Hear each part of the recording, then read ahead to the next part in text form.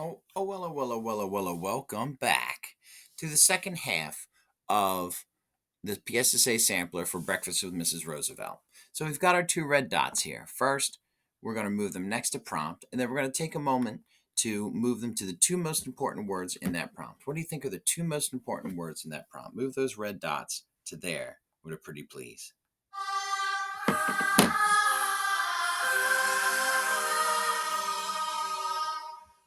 All right.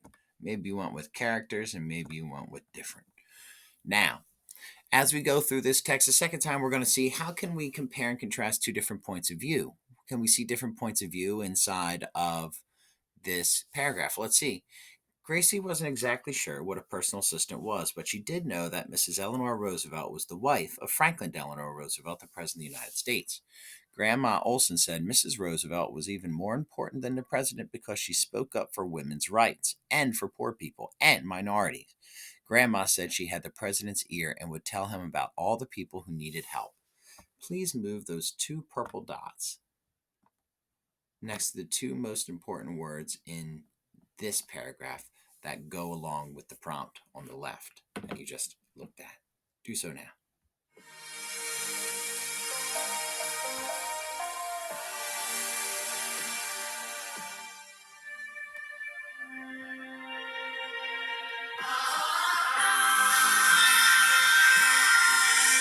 Now, while it seems that our characters agree, even though they have two different points of view, they're two different separate characters, they happen to agree and overlap.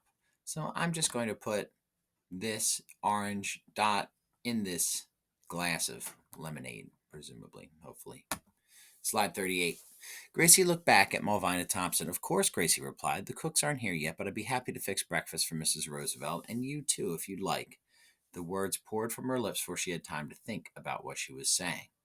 Oh, I love that she also thought of the person helping out Mrs. Roosevelt. I'd be happy to fix breakfast for Miss Roosevelt and for you too if you'd like. Thank you so very much. I'll inform Mrs. Roosevelt. Miss Thompson smiled back and started across the airport terminal. Gracie wiped her hands nervously on her apron as she went back to the kitchen area. What am I going to do? She wondered. Oh, we've got our point of view inside her head. Third person limited. Panic began to set in. I don't know how to make breakfast for the wife of the president.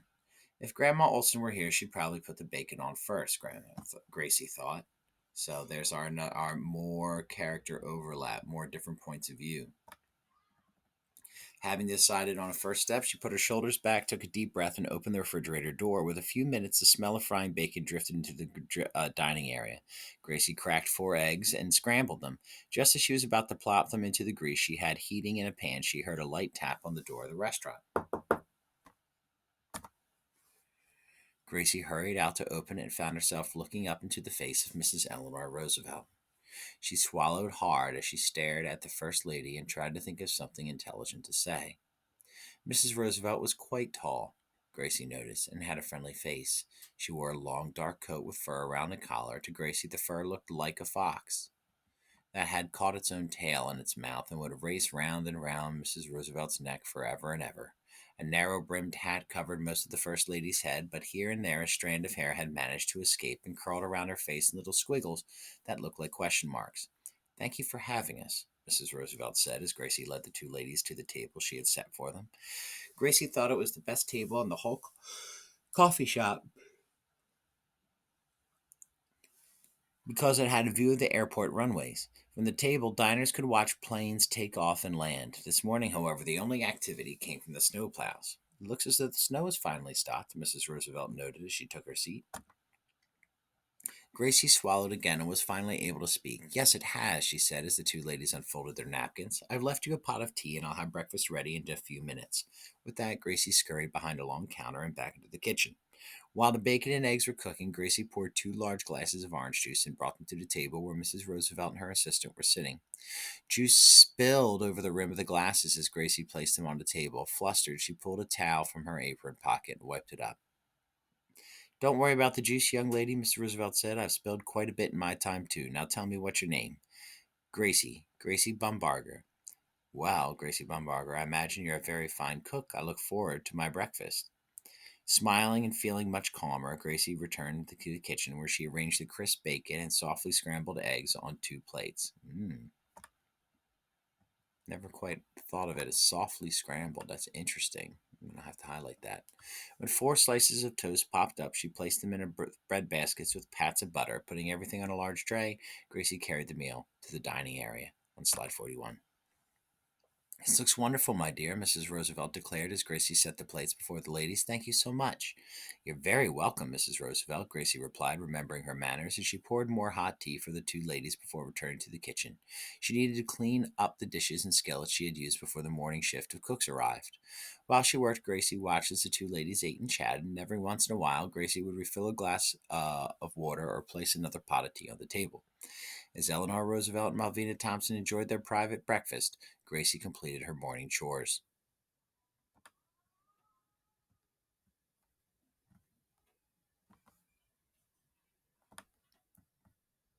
Usually, Gracie would leave the coffee shop as soon as her work was finished, but today she needed to take care of Mrs. Roosevelt and her companion. Finally, just as the morning staff was arriving, a man pressed in a dark uniform appeared. He approached the table where the First Lady was dining. Your plane is ready to depart, Mrs. Roosevelt, he said. As an amazed kitchen staff looked on, the wife of President Delano Roosevelt got up from the table and walked over to Gracie. She took Gracie's trembling hand in hers and pressed a dime tip, a full morning's wage, into Gracie's palm. My dear, said Mrs. Roosevelt, patting Gracie's hand, those were the finest eggs I've ever had. Thank you, Mrs. Roosevelt, Gracie replied. My grandma Olson says you're the finest first lady our country has ever had. And there's that other point of view. Our grandma Olson buttoned back into the narrative. Gracie clutched her dime and watched as Mrs. Roosevelt made her way through the airport terminal. Wait till I tell Grandma and Grandpa, I just wait till I tell them. Right? Look at all those points of view intersecting there. So let's think for a moment about this prompt again. Characters and stories have different points of view. Compare and contrast two different points of view in Breakfast with Mrs. Roosevelt. Use evidence from the text to support your answer. Drag those two red dots to the two most important words in that prompt now, please.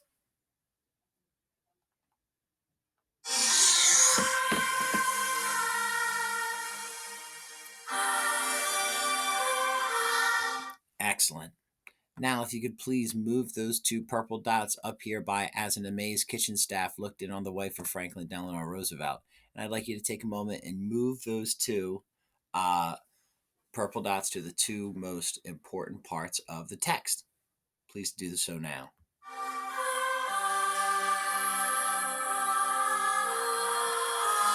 And then finally, we have our notes on points of view and perspective down here.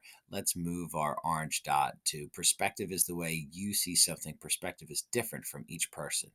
Well, sometimes complementary, but still different. Excellent work, y'all. Slide 45. A little background about Grace Bumbarger, who's real. Grace Bumbarger was born in 1923, making her 14 in 1937, the third of six children. Whoa, and for economic reasons was sent to live with her grandparents during the Depression. Right? If in case you forgot, the Depression is when one out of every four people in the United States were out of a job. In the mid 30s, Gracie worked at the Allegheny County Airport as a setup girl. One night, most likely due to weather conditions or mechanical problems, Mrs. Roosevelt's plane landed at the airport. The First Lady spent the night in the terminal, and following morning, Gracie made breakfast for her. Gracie told the story of her encounter with Mrs. Roosevelt over and over. Clearly, it meant something to her, of course. She was especially proud of the dime tip that the First Lady had said to her, those are the finest eggs I've ever had. When Gracie grew up, she and her husband, who was at the military, were unable to obtain base housing at Westover Air Force Base in Massachusetts because regulations, oh, here we go, stated that their family of five was too large for a two-bedroom house. Grace decided to write to Mrs. Roosevelt that day, and after she received a reply from Eleanor Roosevelt, the Kragos were told that they could, despite base rules, move their family into the two-bedroom home. Until she died, Grace Bumbarger Krago believed that Mrs. Roosevelt was instrumental in her sudden relocation. Slide 46. Oh, ignore this one. In fact, you can get a pencil, make this full, and just get rid of all of it. We don't need this slide 46. All right, but we do need these. So as we read, we're going to read the question twice. We're going to put boxes around the important parts, and we're going to reread parts of the question with the possible answers, find text evidence if we need to, and reflect the answer that makes the most sense. Read the sentence from the passage. Uphill both ways, Grandma Olson would say whenever Gracie complained about her daily trek. What what does Grandma Olson mean by the phrase uphill both ways? Grace had to climb up a hill. So, what does Grandma Olson mean? Well, let's take a moment. We'll put a little box around Grandma Olson. Oh, that's too much.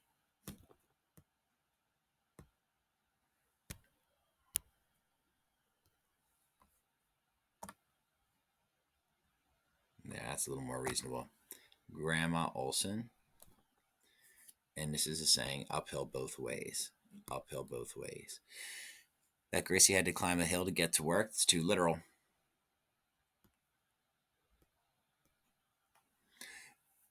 The way there was different from the way back.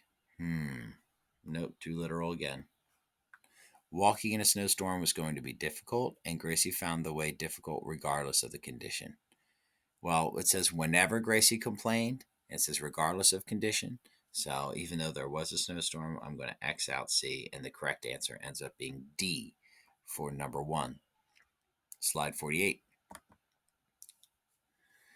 Gracie relocked the door with the close sign over the. Actually, let's take a moment on slide 47 to make sure that your slide looks like mine.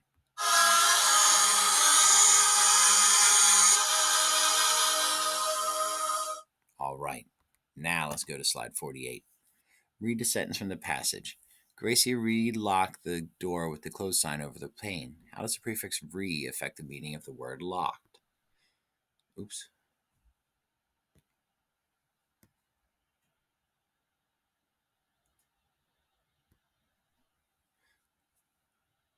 Prefix re.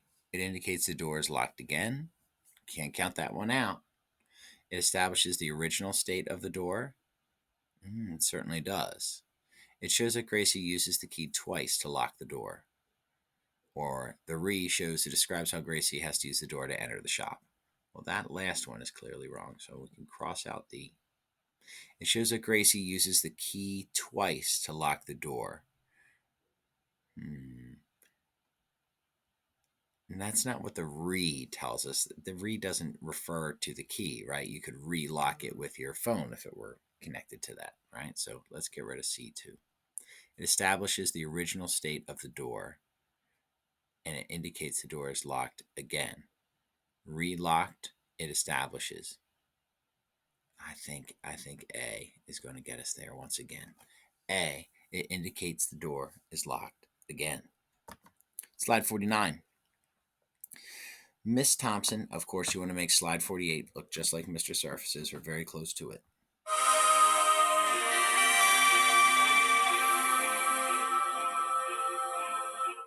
All right.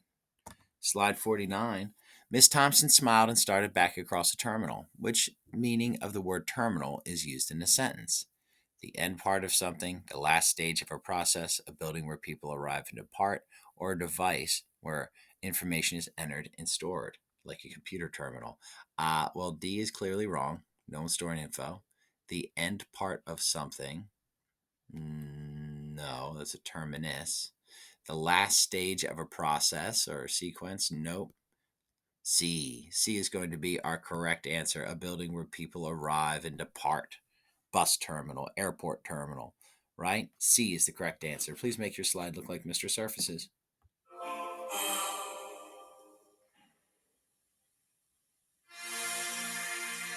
There you go. Slide 50. This question has 2 parts. Answer part 1 and then answer part 2. Which aspect of Eleanor Roosevelt is most emphasized in the passage? Her elegance, her compassion, her wealth, or her fame? Which of those 4 adjectives do you feel fits best? Well, let's look at the options below and see if that can give us a clue. Which evidence from the passage best supports the answer in part 1? Gracie wasn't exactly sure what a personal assistant was, but she did know that Mrs. Eleanor Roosevelt was the wife of Franklin Eleanor Roosevelt. That seems to speak to her fame. B. Some people called Mrs. Roosevelt Eleanor everywhere because she flew all over the United States to talk to people and write about their problems. That also seems to be about her fame, but also since she's talking with other people about their problems, compassion. So I'm going to shrink this line down to its smallest size, and I'm going to draw a line from to talk about their problems. Put their problems, I'm going to connect that to compassion. Wasn't sure of the person, but she did know that was the wife of Franklin Delano Roosevelt. So that's fame right there. She wore a long dark coat with fur around the collar. That does seem to be having to do with her wealth. And this looks wonderful, my dear, Miss Roosevelt declared as Gracie set the plates before the ladies. That seems to be her compassion, to go out of her way to say nice things. You could also say the long dark coat is part of her elegance. Okay, so far, all four of these seem pretty plausible. So now we need to think about what is most emphasized in the passage. Well, it's mostly from Gracie's point of view, right? Her wealth doesn't seem to be what Gracie's mostly interested in or the story's interested in. So I'm going to X out C.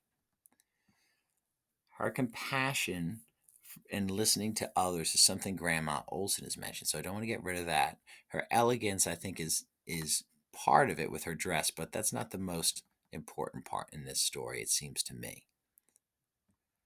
So it's either her compassion or her fame. Well, this one talks about problems, right? And also that she was famous at the same time. So that kind of covers both. So I like B as our answer for this one down here. And I think compassion is probably going to be best because that's what Gracie is sort of in need of, especially when she's spilling the juice all over the place. Get control, Gracie. Take a moment, please, to make your slide look like Mr. Surface's.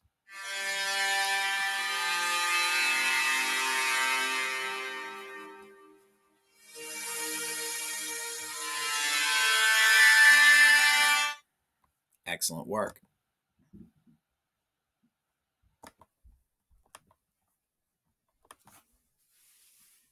All right.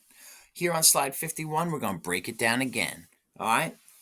First, how does the author mainly develop the point of view of Grandma Olson? By revealing the thoughts of Grandma Olson through the great thoughts of Gracie. By revealing the interactions between Grandma Olson and Gracie. At the beginning, yes. By revealing the conversations that Grandma Olson has with Gracie. And by revealing the lessons Grandma Olson teaches Gracie. Well, her lessons seem to be indirect, right? So I'm going to cross out D. Revealing the thoughts of Grandma Olson, we don't get to know the private thoughts of Grandma Olson. She might be a psycho. We don't know. By revealing the interactions between Grandma Olson and Gracie, or by revealing the conversations? Well, the conversations seem to play a larger part. So let's go with C for part one. Now, not the kind of language Grandma Olson would like to hear, but Gracie was angry. Well, that's a conversation. It was a mile walk from Grandpa and Grandpa Olson's to the Allegheny Country Airport. That doesn't have much to do with the characters. That's more distance. I'm going to cross that one out. If Grandma Olson were here, she'd probably put the bacon on first. Ooh, that's good advice, though I don't know if it's central to how they develop her point of view as a bacon firster. Wait till I tell Grandma and Grandpa, Gracie said, not the kind of language Grandma Olson would prefer. Wait till I tell Well, I like that you're excited to share stuff with your family, but we're going to have to go with A. The correct answer is C for part one, and part two is A. Please take a moment to make slide 51 look like Mr. Surface's.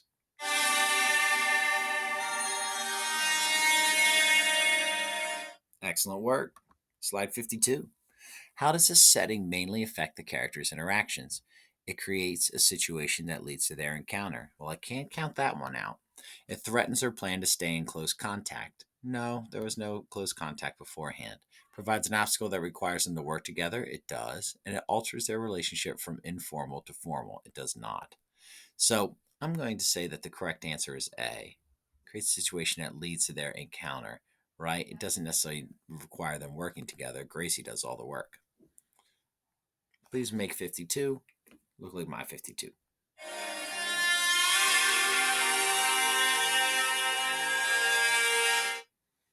Excellent. Based on details in the text box, Grace Baumberger, which part of Gracie's life is omitted from the story? The tip Gracie received from Eleanor Roosevelt? No, I remember that part. The fact that Gracie contacted Eleanor Roosevelt years later, the fact that Gracie lived with her grandparents, or a position Gracie had at the airport. This is an obvious one. B, right? You just have to go back and read that one. It's very obvious. All right, please make yours look just like Mr. Surface's.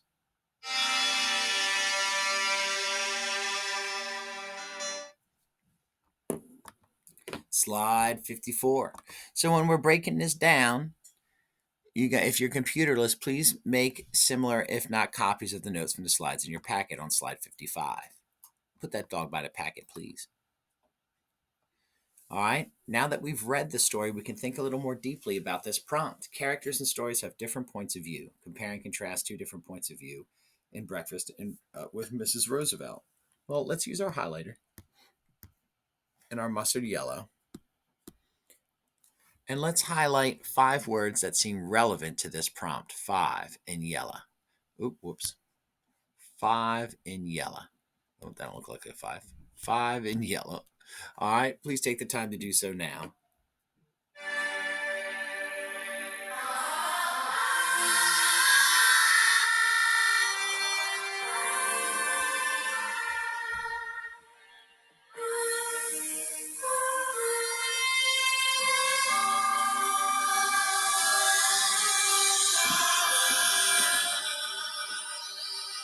Hopefully you've got those 5 now. Obviously, Roosevelt and Gracie would be the 2 characters.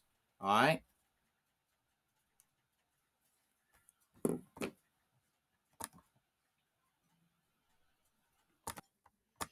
Excellent work.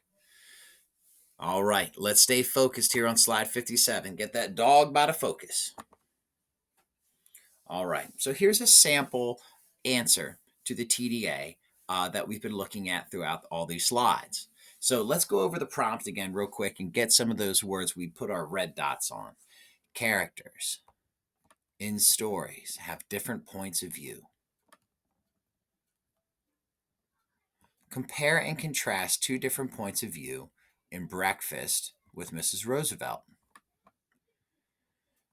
Use evidence from the text to support your answer. Well, here's 2 different characters right from the jump. Gracie and Grandma Olson.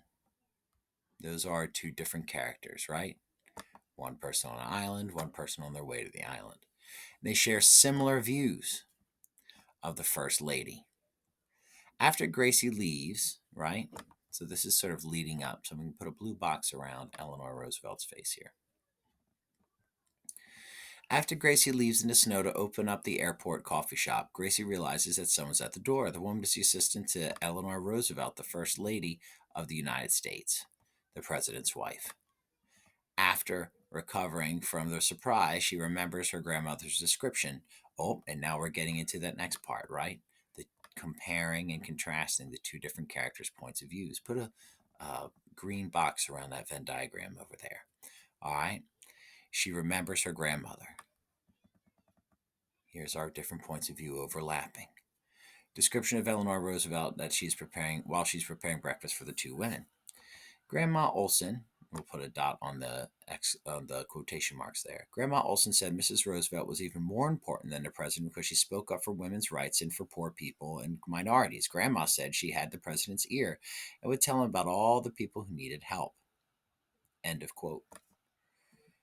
So this memory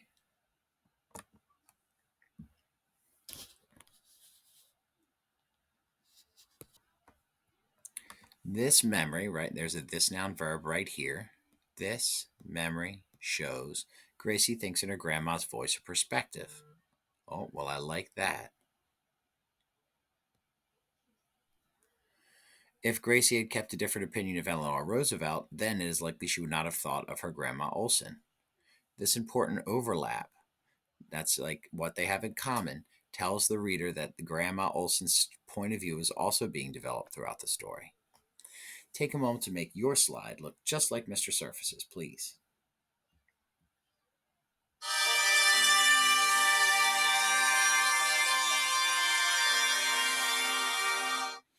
Excellent. Over here, you have your thesis where you would develop, right? You compare the two different characters, in this case, Gracie versus Grandma, right? There wouldn't be a ton of differences, but there'll be some, especially when it comes to the salty language from the beginning. Alexa, stop. 5-minute timer stopped right? downstairs. I'm thinking of darn in particular. All right.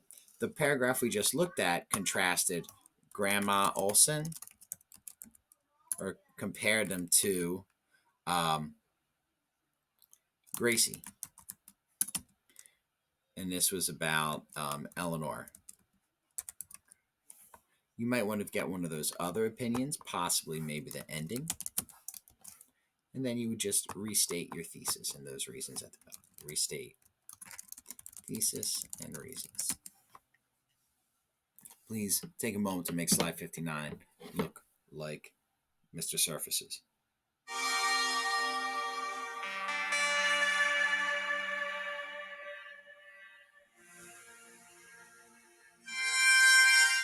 All right. So go ahead to slide 61 and take the time to write to that prompt until the end of the period. Do as best you can. This will be sort of where I begin in grading your work, and I'll be sort of working my way backwards. You can go through the rest of the slides if you want to see what my expectations are for how you write and address that prompt, right? And you can give yourself a grade when you're done as well. All right, good luck and go get them.